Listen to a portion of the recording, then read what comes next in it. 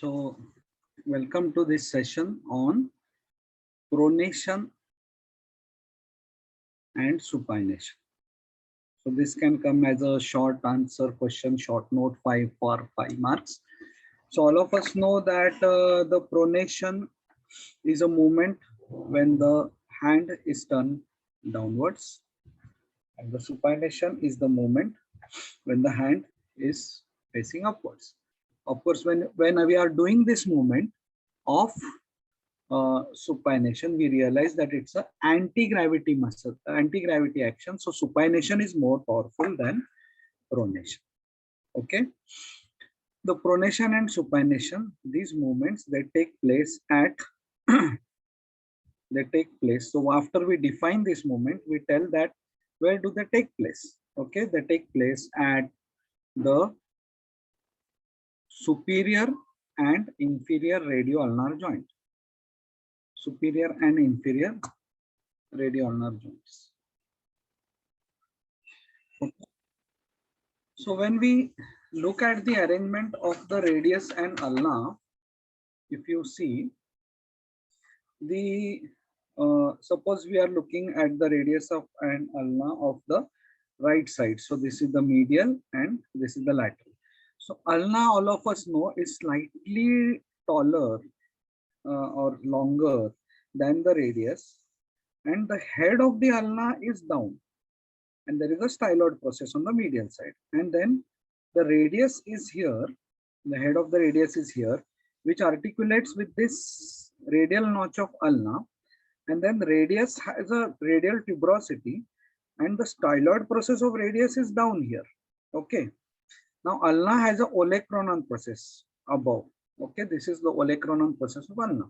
So the radius articulates with the radial notch of ulna, and then there here is a ring made up of annular ligament, inside which the head of the radius rotates. Okay, so this is the superior radial ulnar joint, which is formed by a osteofibrous ring. Osteofibrous because this part is osteo, made up of radial notch of ulna, and fibrous because this is the annular ligament, which is the fibrous component, osteofibrous ring.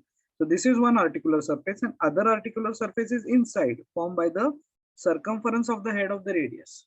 Okay, so this is articular surface 1, and this inside is articular surface 2. Articular surface 1 is the osteofibrous ring. Articular surface 2 is the surface circumference of the radius. Then the inferior radio-ulnar joint is here, and all of us know that there is here is a ulnar notch of radius, and this is the head of the ulna. So ulna is in a Shirshasana position, head is down, radial head is top, radius head is here, and ulna head is down.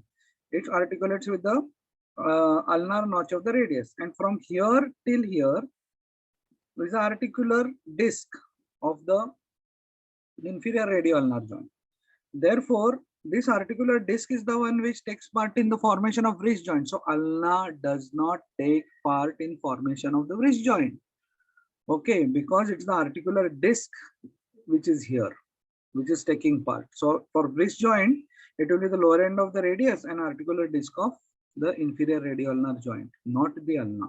Ulna is the main joint in the elbow. Okay, so this is the inferior radio-ulnar joint, which is formed by the head of the ulna and ulnar notch of radius. Superior radio-ulnar joint, which is formed by radial notch of ulna, the osteofibrous ring along with the annular ligament, and the circumference of the head of the radius. And then there is a middle radio-ulnar joint, the fibers which are formed by the interosseous membrane, which are running like this.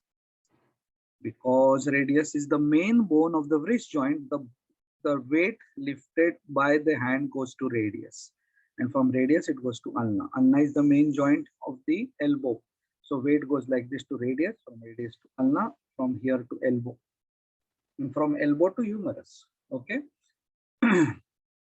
So this is the middle radio-ulnar joint, but these are two, radius and ulna are the two examples of pivot joints.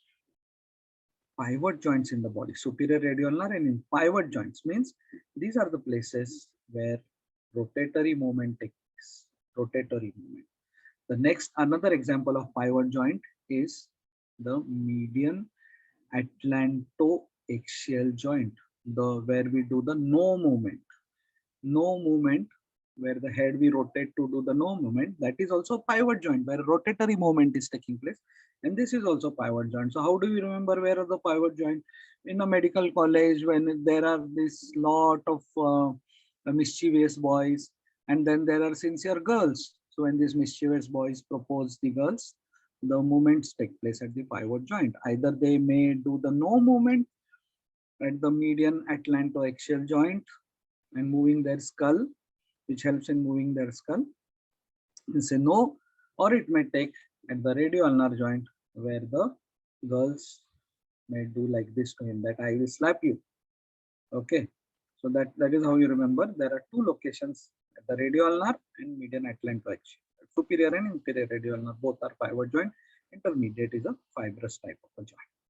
Okay, now when we talk about pronation and supination, before that there are some ligaments in the radioulnar joint, like for example there is a quadrate ligament which runs from the neck of the radius, you know, to here. There is a quadrate ligament over here, and here there is an articular disc. So these are the ligaments of the inferior radioulnar joint. Nothing more than that. There nerve supplies of the superior will be the nerve supply of the superior will be by musculocutaneous nerve, by the radial nerve, by the median nerve. Inferior blood supply, nerve supply both by anterior and posterior interosseous nerve. AIN, PIN, anterior interosseous and posterior interosseous nerve. Okay, now when we talk about, with that brief idea about the superior and inferior radioulnar joint, we talk about pronation and supination. Okay, so now they take around a vertical axis. This vertical axis passes from, now I'm drawing the axis from the head of the radius above to the ulnar attachment. So I'm drawing in a different color. Head of the radius above to the ulnar attachment of the articular disc. So this is the axis. Okay, this is the axis of the radioulnar joint. That means this radius will move on this ulna like this. Radius will move on this ulna like this. Okay, but then they say that this axis is not stationary because the lower end of ulna moves backward and laterally during pronation, because the radius moves over the ulna. Actually, whenever there is pronation and supination, now in my hand here, this is the lateral side, this is the medial side. So when I do pronation, here is the radius. The radius will be moving over the ulna. So ulna moves slightly backward and laterally. Okay, and radius moves forward and medially.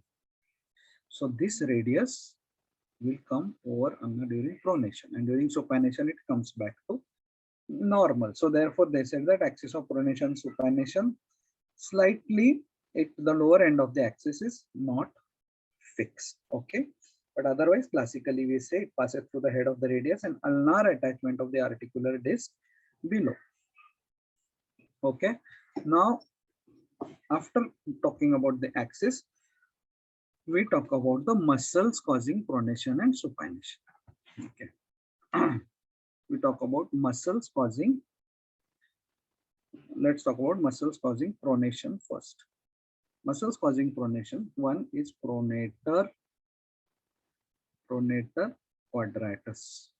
No, pronator quadratus runs like this. So it is the muscle which will pull the radius over the ulna, pronator quadratus. Okay, which is supplied by the anterior interosseous nerve branch of median. And when it is against the resistance, when pronation is rapid, that time pronator teres also. Pronator teres also. So pronator quadratus and pronator teres. These are the two muscles involved in pronation. So what are the muscles involved in supination? In supination, there are two movements. There are two types of supination. Supination in an extended hand. Okay, when the elbow is extended, supination with elbow extended, that time the supinator muscle comes into action. Okay, that is elbow extended and then the supination is slow. That time supination. During rapid supination and when elbow is flexed, rapid supination, and when elbow is flexed, that is the time when biceps brachii comes into action. So in pronation also, pronator quadratus is the chief muscle, but when it is rapid and against resistance, the pronator teres also join. In supination, when elbow is extended and slow, supinator, and when rapid and flex, rapid, and when the elbow is flexed, biceps brachii is the main supinator. About the applied anatomy of this joint, we have to remember that whenever there is a fracture over here, suppose there is a fracture, and there are two pieces of radius, two pieces of ulna, if they unite with each other, then the pronation supination movement doesn't take place. Therefore, you will see that whenever there is a fracture of the radius and ulna, and the pieces are close to each other, we'll see the surgeon will open and fix these two pieces of radius with each other with a plate, and two pieces of ulna with each other with a plate or a screw, so that they don't unite with each other, so that pronation and supination movement takes place. So whenever we tell a lay person about this fracture, they say, put a plaster, but no, plaster is not going to work in this case, because if these two bones unite, pronation and supination will not, like plaster takes place. It is useful when there is a single bone and two pieces are just close to each other, and if we just immobilize, the healing of the plaster, the fracture will take place. Here, if there are two pieces of radius and ulna, two pieces, and if they unite with each other, how will the radius move over the ulna? And then this movement of supination and pronation stops. They say that the kings, they pronate, and beggars, they supinate for begging. But we, while eating, we pronate, then we supinate while putting the food in our mouth. Okay. So with that, whenever pronation and supination is asked, we should write about that. Firstly, define pronation and supination. Supination when the hand is facing forwards, and when the palm is facing downwards and backward, downwards, it is the pronation. Then we talk about the two actions. There are two joints where it takes place. Both are pivot type of joints. There is intermediate joint, but it is doesn't contribute so much. Of course, it has a contribution of keeping the radius and ulna attached to each other. This is the interosseous membrane, these fibers which are. Then we talk about the axis, which passes through the upper end of the head of the radius and lower the ulnar attachment of the articular disc of the inferior radioulnar joint. That's how the axis is going through. And along this axis, radius moves forwards and medially, and ulna moves backwards slightly and laterally.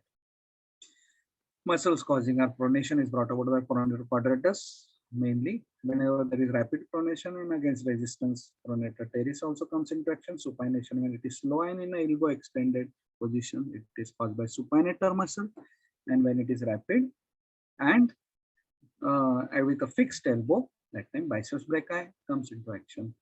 And applied anatomy, because pronation and supination movements, in case of fracture of radius and ulna, and if their pieces unite, radius unites with ulna, pronation and supination movement is stopped. So therefore, in case of displaced fractures of both radius and ulna together, it has to be operated. Pieces have to be separated, so that radius piece unites with the radial piece, and ulnar pieces, two pieces unite with ulna, and ulna and radius don't unite with each other.